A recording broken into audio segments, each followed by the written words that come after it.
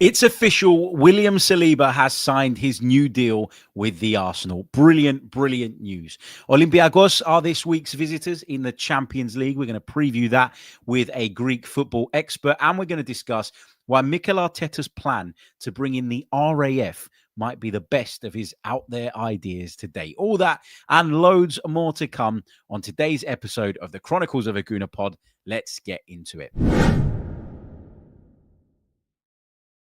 Hey everybody, how are we doing? Welcome back to another episode of the Chronicles of a Gooner with me, your host, Harry Symeou, coming to you later in the day for a couple of reasons. First of all, we had the open training and, of course, the press conferences ahead of tomorrow night's UEFA Champions League game. And given that I was going to be attending those two things, I figured I'd be in a much better position to preview tomorrow night's game and give you guys a little bit of insight with regards to what the mood is like in the camp, any potential team news that was going to emerge from that.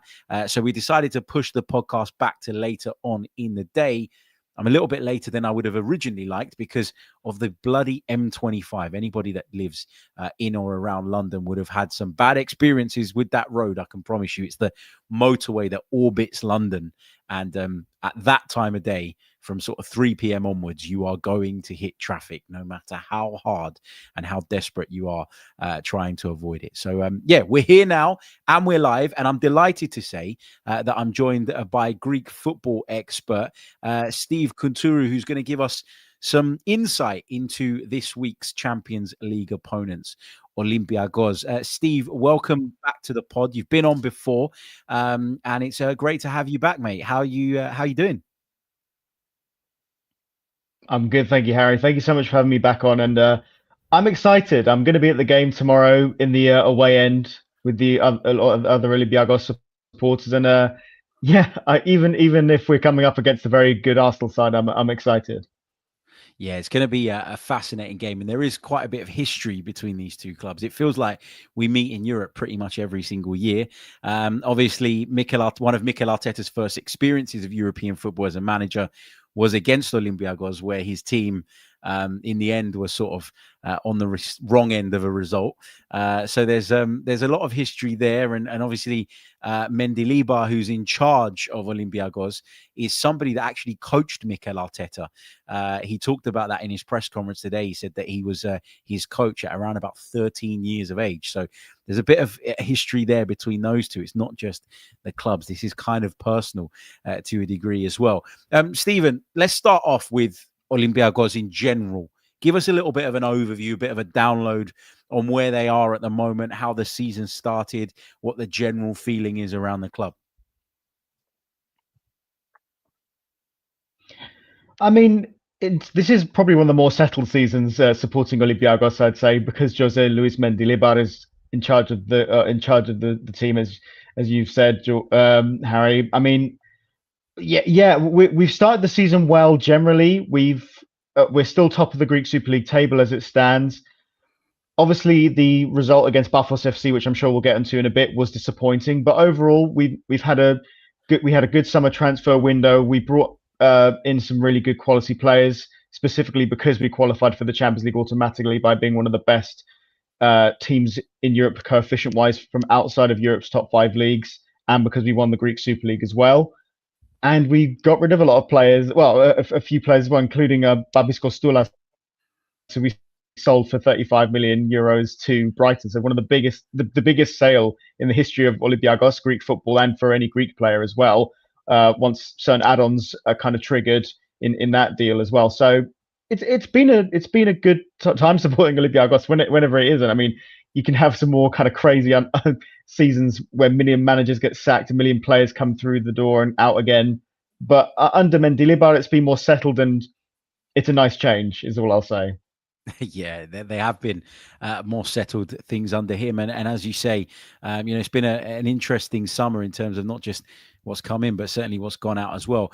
I've got to ask you this question, right? Because it feels like, and I was talking to a Greek journalist who was at the press conference earlier today, and we got into the conversation around the two clubs. And one of the subjects that came up was Evangelos Marinakis, as it would be, because he is someone who constantly makes headlines in England. And we were speaking and we were saying to each other, like, the thing that I think irks people here, or the thing that kind of makes him such a big news story, is that he's so different to what sort of British culture expects. Here's this larger than life kind of owner of the club, the guy who calls the shots, and he is very, very much involved. But I was asked a question a couple of days ago by someone else, and I didn't really know how to answer this. And I thought with you on the pod, this was a great opportunity to ask it.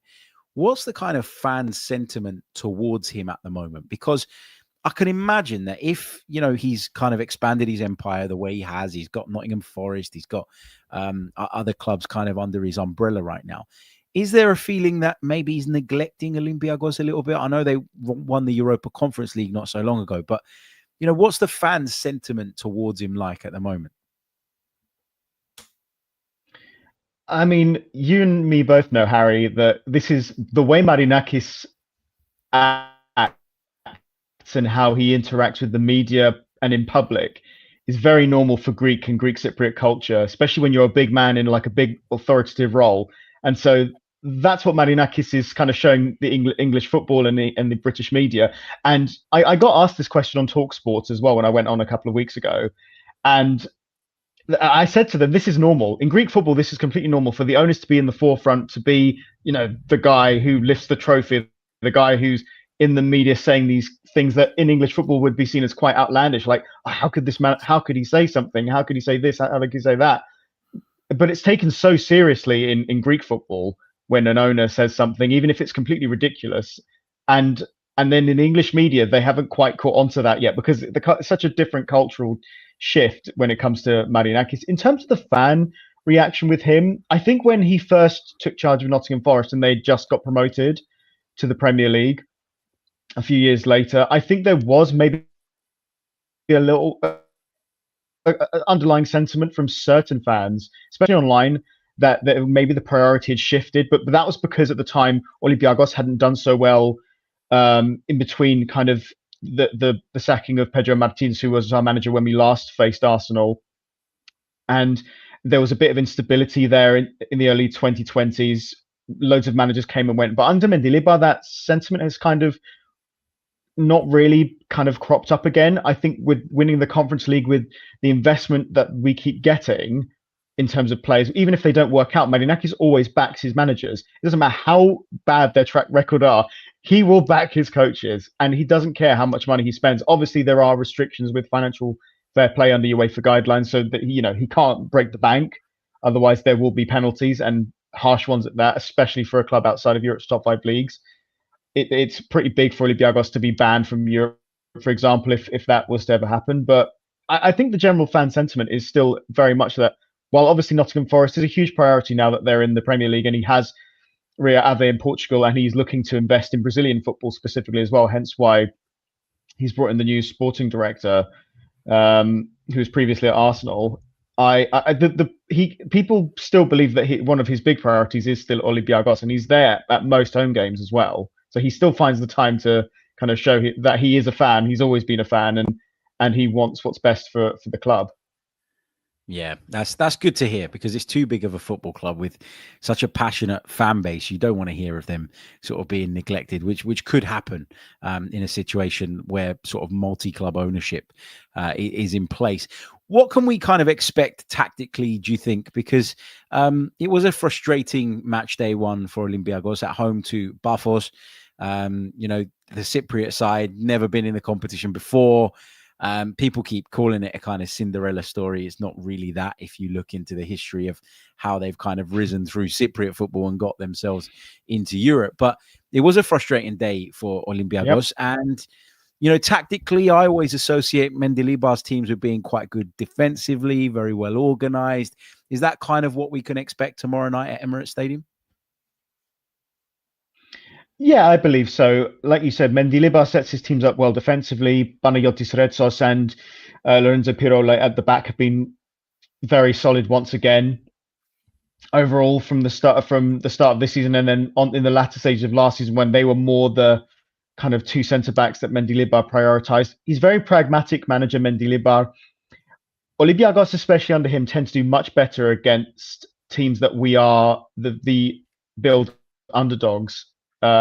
to be. So when we had to play like Aston Villa in the Conference League a couple of years ago, massive underdogs, beat them both home and away. Even against Fenerbahce in the Conference League that season when we won it, billed as underdogs. In the final against Fiorentina, billed as underdogs. But when we've been the favourite, that's when we struggled. That's the case with Olympiacos even before Mendilibar. There's been many a team that we've handed a great European run to because we've been knocked out by them in the knockout stages of the Europa League or the Champions League or whatnot. But that's the big problem that happened, I think, against Buffos FC. I think it was the right team to be drawn, but at the wrong time of the fixture list. If we'd played Buffos FC later down the line, I think we probably could have got the win. But because it was their first game in Europe and in the Champions League ever, and they were playing against Olympiacos, when a Greek and Cypriot team, again, as you would know, it's quite a big deal for whether the national teams play each other or Greek and Cypriot teams play each other club-wise. They'll doubly want to get a result, and they did, despite being down to 10 men, and we were toothless in front of goal, unfortunately, when we did have opportunities, but they were so good defensively. But now, because we're the underdog against Arsenal, I think we'll definitely try to soak up as much pressure as possible and try and beat Arsenal on the counter-attack. But obviously, we have to be careful with our set pieces. As many people have highlighted, Arsenal are very, very good at that. And so, there's only so much pressure we can take before we concede. And hopefully that's not the case on the Olympiacos perspective. But yeah, I think Mendilibar will approach this as he has done with the majority of teams we played in Europe. And he wants us to play our way and not try to fit to the opponent specifically that we come up against. Yeah, set piece FC, ole ole was the chant in the away end just the other day up at Newcastle. So you're right to highlight that. Steve, before I let you go, mate, prediction, how do you see this one going? I mean, Arsenal obviously going to be overwhelming favourites at home, Emirates Stadium. They've had a bit of a questionable start to the season in terms of some of the performances, but when you look at the results, they've been pretty solid. A big win out in Bilbao last time out. To kick off their Champions League campaign with 3 points. Can you give Olympiacos any hope? But I mean, as a supporter, obviously you're going to have some hope, and I'd expect you to. Otherwise, what's the point in turning up? But if you go with your head over your heart, can you see Olympiacos potentially causing an upset here? I don't see why not. Like I said, Mendilibar has proven that we can beat teams that are far beyond the level of money, the level of kind of squad worth that we've come up against in the past. We do actually have a very good record against Arsenal at the Emirates in recent times. We played Arsenal 3 times at the Emirates and won 3. One of them being that famous night when we knocked Arsenal out of the Europa League via a last-minute goal from Youssef El Arabi, who's not at the club anymore. So Arsenal fans don't have to worry about him, but they do have to worry about his the heir to his throne, which is Ayoub El Kabi, who scored the winner in the Conference League final. He will probably be playing and starting in this game, so watch out for him. Look, it's a shame that we didn't get a win against Buffos FC, because I would have come into this game feeling a lot less pressure. But with the drop points against a team we needed to beat in order to try and get into the playoffs, Olympiacos have to try and get a result in this game. And so as much as I'm trying to use my head, I think we definitely can get a draw. I'm going to go for a 1-1 draw as my official prediction. But it's Arsenal. This is the best iteration of Arsenal we've ever played on paper. And so I think that it's going to be incredibly difficult. But this team I've seen Olympiacos beat teams I never thought they could before and win a European trophy. So it's more than possible with Mendilibar and the players we have at our disposal.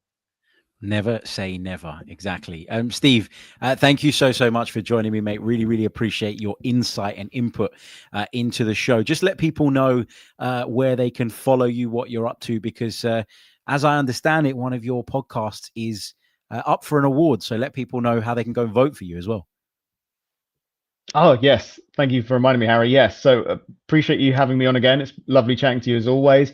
So firstly, you can follow me at Steve Kountourou, just there, spelt as is. It's quite a long surname, so don't get that wrong. You can also find my work on Hellas Football, which is the at Hellas Footy on X and on Facebook and on Instagram as well.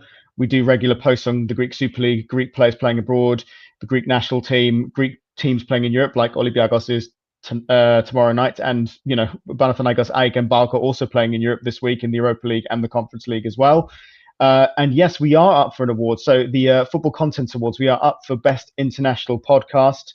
So if you would like to vote for the Hella Football Podcast, which I host on a weekly basis, give us your vote. We'd really appreciate it, because we are up against some big hitters in the football content world, and any vote would be a great. The fact we even reached that point to begin with is amazing. So yeah, it's at the Football Content Awards. Vote for us via the Best International Podcast category. Brilliant stuff. Make sure you head over there and you do that. Steve, thank you very much. And maybe we'll speak after the game, depending on the result. If you beat us, I'm not talking to you. Catch you soon, mate. All the best. Cheers, Harry. Thank you. That was Steve Kountourou from the Hellas Footy podcast, Olympiacos and Greek football expert. Right, we've got plenty more to get into on today's show. We're going to work our way through a couple of other topics. We're going to talk RAF and William Saliba. We'll do that next. You're listening to the Chronicles of a Gooner. Like and subscribe. That's right. You're listening to the Chronicles of a Gooner podcast with me, Harry Symeou. Like and subscribe. And if you're listening on audio, of course, don't forget to leave us a review. All of that stuff really does help. Right. Let's talk RAF, shall we? Because Mikel Arteta was posed a question today about this idea that he's going to bring in somebody from the RAF. Now, let me just bring up the story because I think it was in the Telegraph, but I just want to make sure that I'm accurate in that. Hold on, Jay. I think it was it Jason Burt that wrote it? Let me just find it so that I make sure I'm giving credit to the right people. Here we go. So this was the piece. Now, let me just share it with you guys on the screen. 1 second. So this is what he wrote. Arteta has come up with another left field idea to give the team an edge, adding to the light bulb team talk and blaring out music in training. And just that headline image, it says, Mikel Arteta wants RAF fighter pilots to improve how he speaks to his players. Now, Mikel Arteta was asked about this in his press conference at London Colney today. And Mikel Arteta said, you are too late. They've already been, basically saying that this thing that is being reported now, it happened ages ago. Mikel Arteta's already done this. He's already brought people in from the RAF, pilots from the RAF, to come in and monitor how the players and the manager and the coaching staff all communicate with one another. Now, listen, some of Mikel Arteta's ideas, they seem crazy. Some of them are definitely outside of the box. But I actually think of all of the crazy stuff we've heard, so like putting the speakers on the training ground to try and mirror the atmosphere at Anfield, the light bulb thing, this is the one probably to me that makes the most sense. So I can't understand why this feels like it's the one that he's getting the most pelters from. Maybe there's just a bit of recency bias in how I'm reading this, but it feels like, I mean, I think Jamie O'Hara said something silly on Sky Sports News about it a little bit earlier on in the day. Ultimately, it's just a top coach trying to find a way to keep his players engaged, trying to find a way to earn that extra kind of 1-2% that could be the difference between getting over the line and not getting over the line. And I think there is some merit to this idea that if your communication is really clear, that can be super beneficial to the group. Now, I'll give you guys an example, okay? I, in the last few years, have started working as a commentator, and that means that whether it's radio or television, I have got somebody talking to me in my ear while I'm covering a football match. And the best producers, the best directors, if we're talking TV, are the ones that are very concise in their communication and that are very clear in what they're saying without using that many words. Because when you're talking, it's very difficult to sort of take in long sentences and complex instructions. And when you're playing and you can barely hear one another and you can barely hear your coach, you want short, clear, concise messages. Okay.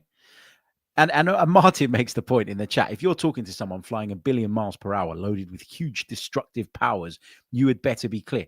Absolutely. And I've had cases of this in the past where I've been, for example, on the radio, and I'm commentating on a game, and there's an updated score from somewhere else, right? And let's say, for example, and this didn't happen, right? Because they're all great, the people that I work with. But, if someone was to say to me in my ear while I'm midway through calling a game, oh, there's been a goal at Oldham and it was scored in the 20th minute and it was Jones and Oldham are now winning 1-0. That's not what I want, because you've distracted me from what I'm saying. What I want is Oldham 1, so-and-so 0, X the scorer. That's what I want. And then in my own time, when I wrap up my sentence, that's easy enough information to retain and remember. And when I wrap up my sentence, then I can say, oh, and there's been a goal at Oldham. They lead 1-0. Even if I've forgotten who the opposition is, I've got the Oldham bit, I've got the 1-0, and I've got the scorer. So I can say Oldham are 1-0 up, X has scored. Do you see what I mean? That clear and concise communication is really, really important. I had it at the weekend. I was covering a game on the Zone, and, I was wrapping up after the game, going through the league table, and I was expected to, and they were waiting for me to throw over to the reporter that was pitch side to interview the manager, but the manager wasn't there yet. The manager wasn't ready. And so in my ear, I get something along the lines of, no manager, Phil. Basically, that means, Harry, the manager's not there. He's not in position. He's not ready to give the interview. So you and your co-commentator, you have to Phil. And all I need is Phil. Like, I don't want Phil by talking about X, Y, Z. No, because you're going to drive me crazy. So clear and concise communication, maybe it's because of my line of work, but I really do understand the benefit and the value of that. And so I'm not going to knock Mikel Arteta for this one. I thought the speakers on the training ground was a bit ridiculous. But this, I can see the merit behind this, and I can understand this. And as Martin points out, if you are flying 1 billion miles per hour loaded with huge destructive powers, you have to be clear, you have to be concise. And so these are probably the best people to speak to. Those in the military, those in the police force, those that are dealing with really critical situations and need to get instructions across. Actually, I think this was a blinding idea. And I'm not going to jump on the bandwagon of having a pop at Mikel Arteta for it. I mean, I can't think of another manager whose actions come under this same level of scrutiny. It's absolutely wild. Elsewhere today, we got the announcement that William Saliba has officially put pen to paper on that 5-year deal. And so we're going to cover that off next on this episode of the pod. William Saliba has officially put pen to paper on his new 5-year Arsenal contract, which is obviously fantastic news. We knew it was coming. We heard last week that the deal had been agreed, that it was all in place, and we were all really chuffed and really pleased about that. We were told that the announcement was going to follow very, very soon. And here we are with that announcement. So let's just take you through some of the quotes and some of the key comments from this. There's all the photos. Looks great. All smiles. I saw William Saliba today at the training ground as well, because obviously he came out to give his press conference a little while after Mikel Arteta's. Now, I had to leave before William Saliba's because I'd arranged to do this. But I was there for Mikel Arteta's. I asked him a question, which I'll be posting a clip of a little bit later on as well, with regards to Ebere Eze. And we talked a little bit about Martin Odegaard as well, the difference between those two and how they play that central role. But William Saliba walked in the room. He was the kind of man of the moment, man of the hour, big smile across his face, as you'd expect. He's delighted to have signed on. We're delighted to have had him sign on. So let's have a look at some of the comments that were made by William Saliba. Well, the William Saliba interview, you can go and read it or watch it or whatever, because in fact, I'll come to that in a minute. Let's start with Andrea Berta's comment. Sorry. He says, we're so happy that William has committed his future to us to be a part of what we're building here. In the last 3 seasons, William has become an incredible defender whose composure, intelligence, and physical presence make him one of the best in the world. He will continue with his development with Arsenal to reach new heights. His consistency, maturity, and ability to influence football matches will continue to be a big asset for us, and we're looking forward to many more great performances from him at the heart of our defense. Mikel Arteta said William is loved by all the players and staff, and that speaks volume about his character, commitment, and attitude every day. Since joining us, William has grown so much, embraced responsibility, and has created a strong connection with our supporters and everyone at the club. We know there is still much to come from him, and we will continue to work together to keep improving with the clear ambition of winning major trophies. And it is a 5-year deal. Now, there is an exclusive interview with William Saliba that you can find if you go over to the club's website. But there was one bit in particular that I really wanted to highlight, because we've talked a lot about how important this is, by the way.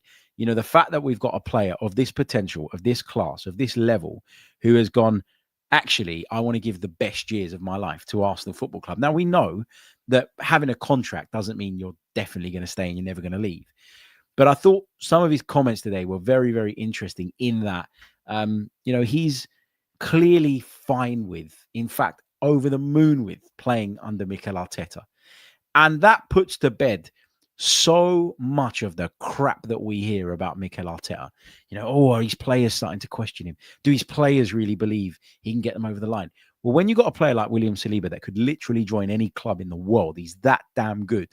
Coming out and saying what he said, I think that should give fans a lot of encouragement with regards to what the feeling is like behind the scenes between sort of Mikel Arteta and some of his players. Now, this is the bit I wanted to highlight. He said, the boss is one of the best coaches in the world. He's helped me a lot, him and his staff. So I'm so happy to have them as a coach. I'm 24 now, and I think I haven't reached my peak. I have a lot of things to improve on, a lot of things to give to this team.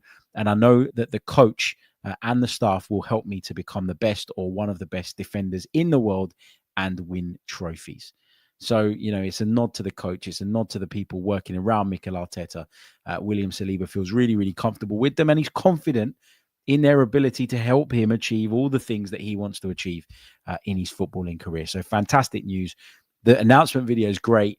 Go over to the club website, watch it all, take in the interview and all the rest of it. Yeah, I'm just delighted by it. And you can tell if you see William Saliba how delighted and how buzzing he is with this news as well. Right. I'm going to wrap it up there. Slightly shorter edition of the pod, slightly later edition of the pod as well. My apologies for that. I will bring you a bonus episode in the morning tomorrow, where I'll name and discuss the lineup that I'd like to see face Olympiacos on Wednesday night. It's a busy day for me, though. I am covering the Arsenal under-19s against Olympiacos. It's under-19s in the UEFA Youth League match for Arsenal.com. So when the highlights drop from that one, it will be me behind the mic. And then I'm heading down to Emirates to cover the big boys game, if you want to call it that, for BBC London Sport as well. So I'll bring you lots of content over the course of the next few days around this game and lots of insight, hopefully, into what's going to be a successful Champions League tie for Arsenal. So thank you so much, as always, for joining. And I'll see you all on the next one. Until then, take care of yourselves. Goodbye.